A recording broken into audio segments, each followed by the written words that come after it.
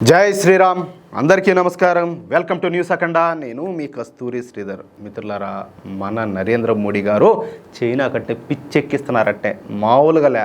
ఈ న్యూస్ చూడండి ఒకసారి. అమ్మ కొడుకు సూపర్గా ఉంటుంది అట్టే, ఓకేనా? నేను న్యూస్ అఖండాను ప్రారంభించి దాదాపుగా 4 సంవత్సరాలు అవుతుంది.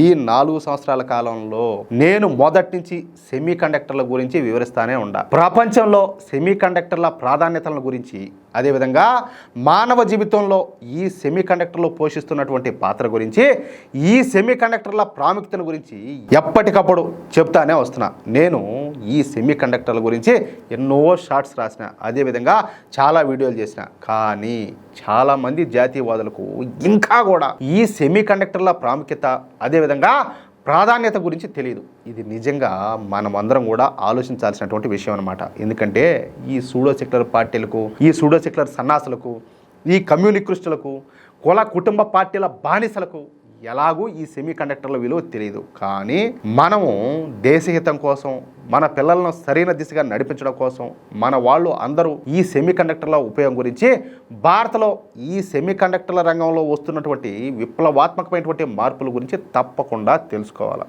ఎందుకంటే వాళ్ళ చేతల్లో లేదు మన దేశ భవిష్యత్తు, మన చేతల్లో ఉన్నది. వాళ్ళు ఎలాగో పక్క దేశాలకు ముడ్డి గడుగుతూ ఉంటారు, మనం కదా ఈ దేశ భవిష్యత్తు కోరుకుంటుంది. కాబట్టి మన దేశానికి జరిగే ప్రతి మంచి గురించి మనం తెలుసుకోవాలా, అలాగే మన దేశానికి వ్యతిరేకంగా జరుగుతున్నటువంటి ప్రతి చెడ్డ గురించి మనం తెలుసుకోవాలా. అవునా కాదా? దయచేసి ఈ వీడియోను ప్రతి ఒక్కరూ చూడండి, అలాగే ఈ వీడియోను ప్రతి ఒక్కరికి షేర్ చేయండి, ఓకేనా? ఇక అసలు విషయానికి వస్తే, సెమీ కండక్టర్లను సిలికాను, germanium, silicon dioxide, gallium arsenide లేదా కాడ్మియం సెలినైడ్ వంటి పదార్థాలతో తయారు చేస్తారు. ఈ సెమీ కండక్టర్లు నేటివి ఆధునిక ఎలక్ట్రానిక్ పరికరాలకు ఎన్నుముక లాంటివి అనమాట. చెప్పాలంటే గుండెకాయ లాంటివి కూడా. సరే, కంప్యూటరింగు, కమ్యూనికేషను, రవాణా, ఆరోగ్యం, అలాగే మనం ఎప్పుడు కూడా ఉపయోగించేటటువంటి బైకులు, స్కూటీలు, ఎల్ఈడి టీవీలు, మొబైల్ ఫోన్లు, ఫ్యాన్లు, వాటర్ ఫిల్టర్లు, ఫ్రిడ్జ్లు, ల్యాప్టాప్లు, పర్సనల్ కంప్యూటర్లు, వాషింగ్ మిషన్లు, కార్లు, ఏసీలు, గ్రైండర్లు, రేడియోలతో సహా ఆయుధాలు, అదేవిధంగా ఆయుధ వ్యవస్థల తయారీలోను, గగనతల రక్షణ వ్యవస్థల తయారీలోను, శాటిలైట్లలోను, వైద్య పరికరాల్లోను, ఈ విధంగా దాదాపుగా ప్రతి ఎలక్ట్రానిక్ పరికరాల్లోనూ ఈ సెమీ కండక్టర్లను అయితే ఉపయోగిస్తారు. దాన్ని బట్టి మీరు అర్థం చేసుకోండి ఎంత వాల్యుబుల్లో. అవునా కదా? ఇక్కడ మీకు ఒక విషయం చెప్పాలా. మనం రష్యా నుంచి 5 S-400 సిస్టమ్స్ను కొనుగోలు అయితే చేసినాం, అది కూడా 2018లో. ఈ 5 సిస్టమ్స్కు అయ్యేటటువంటి డబ్బు మొత్తాన్ని కూడా ఇప్పటికే మన భారత ప్రభుత్వం రష్యాకి అయితే చెల్లించేసింది. కానీ రష్యా ఇప్పటి వరకు మనకు 3 S-400 సిస్టమ్స్ మాత్రమే అందించింది. మరో 2 S-400 సిస్టమ్స్ విషయంలో గత 3 సంవత్సరాల నుంచి వాయిదా వేస్తానే వస్తుంది. పైకి మాత్రం ఉక్రెయిన్ రష్యా యుద్ధం మూలంగానే ఈ S-400 వ్యవస్థల డెలివరీ లేట్ అవుతుంది అని చెప్పినప్పటికి కూడా అసలు కారణం అయితే అది కాదు. అందుకు కారణం వచ్చేసి సెమీ కండక్టర్ చిప్స్ అన్నమాట. అది ఎలాగో కూడా చెప్తా చూడండి. S-400 గగనతల రక్షణ వ్యవస్థలలో అత్యంత శక్తివంతమైన, అత్యంత అధునాతనమైనటువంటి పవర్ సెమీ కండక్టర్ చిప్స్ అయితే ఉపయోగిస్తారు. ఈ పవర్ సెమీ కండక్టర్ చిప్స్ ను చైనాలో తయారు చేస్తారనమాట. చైనా అంటే, చైనా ఇంత శక్తివంతమైనటువంటి సెమీ కండక్టర్ చిప్స్ ను తయారు చేయలేదు. తైవాన్ దేశం చైనాలో పెట్టుబడులు పెట్టి చైనా నుంచి అత్యాధునికమైనటువంటి ఈ సెమీ కండక్టర్ చిప్లను తయారు చేస్తూ ఉంటుంది అనమాట. అయితే ఈ రష్యాకు చెందినటువంటి S-400 వ్యవస్థలలో ఈ సెమీ కండక్టర్ చిప్స్నే ఉపయోగిస్తూ ఉంటారు. అయితే చైనా ఈ విషయంలో రాజకీయాలు చేసింది.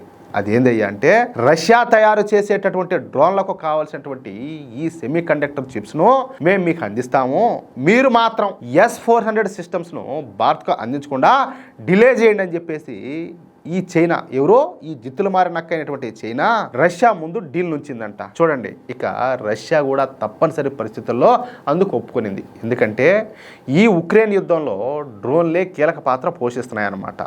ఈ డ్రోన్లలో ఈ సెమీ కండక్టర్ చిప్స్ లేకపోతే ఇక అవి పనిచేయలేవు. అవునా కాదా?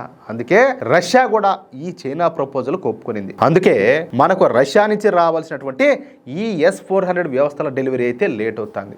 ఇక తైవాన్ విషయానికి వద్దాం. ఈ తైవాను మాదని చెప్పేసి చైనా కాదు, అది ప్రత్యేక దేశం అని చెప్పేసి అమెరికాలు ఈ తైవాన్ విషయంలో గత 2 దశాబ్దాలుగా గొడవ పడుతున్నాయి. అందుకు కారణం వచ్చేసి సెమీ కండక్టర్ చిప్స్ అనమాట. మీరు నమ్మలేరు కానీ ఈ ప్రపంచంలో తయారయ్యేటటువంటి 60% సెమీ కండక్టర్ చిప్స్ను ఈ తైవాన్కు చెందినటువంటి సంస్థలే తయారు చేస్తాయి. అంతేకాదు అత్యంత అధునాతనమైనటువంటి సూపర్ సెమీ కండక్టర్లలో 90% సెమీ కండక్టర్లను కూడా ఈ తైవాన్ దేశమే తయారు చేస్తూ ఉంటుంది. అంటే ఈ సెమీ కండక్టర్ల టెక్నాలజీ ఈ తైవాన్ దగ్గర ఉన్నంతగా ఎవరి దగ్గర కూడా లేదు. ఒకవేళ ఈ తైవాన్ను గనక చైనా ఆక్రమించుకుంటే ఇక ఈ సెమీ కండక్టర్ల మార్కెట్ టెక్నాలజీ మొత్తం కూడా ఈ చైనా చేతుల్లోకి వెళ్ళిపోతుంది. అదే గనక జరిగితే ఇక చైనా ఈ ప్రపంచాన్నే శాసిస్తుంది. అందుకే తైవాన్ పైన చైనా నీడ కూడా పడకుండా అమెరికా అయితే అడ్డుకుంటా వస్తుంది. చూడండి ఎంత మనకు తెలియకుండా అంతర్జాతీయ స్థాయిలో ఏ విధంగా రాజకీయం నడుస్తుందో చూడండి ఒకసారి. మీరు ఒక విషయం బాగా గుర్తుపెట్టుకోండి, 3వ ప్రపంచ యుద్ధం అంటూ వస్తే ఈ తైవాన్ మూలంగానే వస్తుంది. అంతేగాని ఈ పిల్లిబిత్రి అరబ్ దేశాల మూలంగా రాదు. పెట్రోలు డీజిల్ అమ్ముకుని బతికే ఈ అరబ్ దేశాలకు అంత సీన్ లేనే లేదు. అవునా కాదా? మీరు కూడా ఆలోచించండి. అందుకే ఈ సెమీ కండక్టర్ల ప్రాముఖ్యతను గుర్తించే నరేంద్ర మోడీ గారు 2021లోనే 76,000 కోట్ల రూపాయలతో ఒక ప్రత్యేకమైనటువంటి పథకాన్ని రూపొందించారు. ఎంత? 76,000 కోట్లు. మామూలు విషయం కాదు కదా. ఆ ప్రాజెక్టు పేరు వచ్చేసి ఇండియా సెమీ కండక్టర్ మిషన్. ఏంది? India semiconductor machine.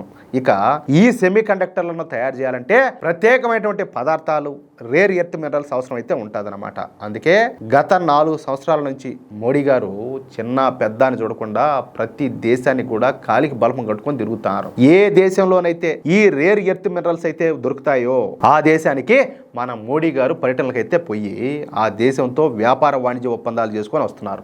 ఆయనే ఊరికే పోవడంలే. చాలా మంది మాట్లాడుతూ ఉంటారు, మోడీ లేచే మానవిక్తాడు, లేచే దేశాలు పట్టుకొని తిరుగుతాడని చెప్పేసి. ఒరే నువ్వు పని చేసుకోవడానికి, నీ కొంపను నువ్వు పోషించుకోవడానికి నువ్వు విదేశాలకు పోతావు, గల్ఫ్ దేశాలకు పోతావు, లేకపోతే నీ ఊరు వదిలిపెట్టి ఇంకొక ఊరికి పోతావు. నువ్వేమో బయట ఊరికి పోయి నువ్వు ఉద్యోగాలు చేసుకోవచ్చు. ఏది కేవలం నీ ఒక కుటుంబాన్ని పోషించుకోవడానికి. అలాంటిది 140 కోట్లకు పైగా ప్రజలు ఉన్నటువంటి ఈ భారతదేశాన్ని పరిపాలించేటటువంటి మోడీ గారు ఇతర దేశాలకు పోకూడదా? ఇతర దేశాలతో దౌత్య సంబంధాలను ఏర్పరచుకోకూడదా? వాళ్ళతో వ్యాపార వాణిజ్య ఒప్పందాలు కుదుర్చుకోకూడదా? ఏం మాట్లాడతారా స్వామి? మీ తలలో గుజ్జుండి మాట్లాడతారా, లేకపోతే ఏం తిని మాట్లాడతారా మీరు అంటాలే? ఆలోచించండి. సరే, మొత్తం మీద మోడీ గారు కింద మిందాబడి ఈ సెమీ కండక్టర్ చిప్లను తయారు చేయడానికి కావలసినటువంటి ఏర్పాట్లన్నీ కూడా చేసేసారు. అదేవిధంగా వాళ్లకు సంబంధించినటువంటి ప్రోత్సాహాలు కూడా ప్రకటించారు, రాయితీలు ఇచ్చారు, ఉచితంగా భూములు ఇస్తామని అనౌన్స్మెంట్ ఇచ్చారనమాట. అయితే ఈ సెమీ కండక్టర్ చిప్స్ల తయారీ విషయంలో మొదట పెద్దగా స్పందన రానప్పటికీ గత 2 సంవత్సరాల నుంచి కదలికైతే వచ్చింది, మార్పు అయితే కనపడుతుంది. ఇప్పటి వరకు 6 సెమీ కండక్టర్ సంస్థలో మన దేశంలో 1.7 లక్షల కోట్ల పెట్టుబడులు పెట్టినాయన్నమాట. దీంతో ఇప్పుడిప్పుడే మన దేశం ఈ సెమీ కండక్టర్ పరిశ్రమలోకి అడుగు పెడుతుంది కాదు, అడుగు పెట్టేసింది. అర్థమైందా?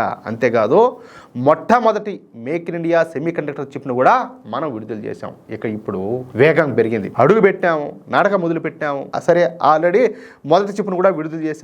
ఇంకా వేగం పెరగాలి కదా.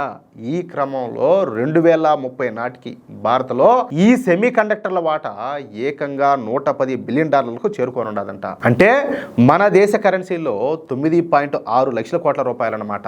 అంటే ఈ 9.6 లక్షల కోట్ల రూపాయలు విలువైనటువంటి ఈ సెమీ కండక్టర్ చిప్లను మన దేశంలోనే తయారు చేస్తాం అనమాట. అంటే ఈ సెమీ కండక్టర్ల విషయంలో చైనాను తొక్కి పారేసి మనం ఉడుంపట్టు పడుతున్నాం. అది విషయం. అయితే ఇలాంటి విలువైనటువంటి ప్రాముఖ్యత కలిగినటువంటి వార్తలను ఏ కమ్యూనికేషనపు మేధావి కానీ, ఏ సూడో సెక్యులర్ సన్నాసులు కానీ చెప్పరు. ఇలాంటి విలువైనటువంటి సమాచారం మన జాతీయవాదుల దగ్గర మాత్రమే దొరుకుతుంది. దయచేసి ఈ సమాచారాన్ని నలుగురికి కూడా షేర్ చేయండి ప్లీజ్. అలాగే ప్రతి ఒక్కరు కూడా మీ యొక్క అమూల్యమైనటువంటి అభిప్రాయాలను కామెంట్ రూపంలో తెలియజేయండి. ఇంకో విషయం ఏంటంటే, ఇంతవరకు మీరు గనక మన ఛానల్ను సబ్స్క్రైబ్ చేసుకున్నట్లయితే ప్రతి ఒక్కరు కూడా మన ఛానల్ను సబ్స్క్రైబ్ చేసుకోండి, సపోర్ట్ చేయండి ప్లీజ్. జై శ్రీరామ్, జై హింద్.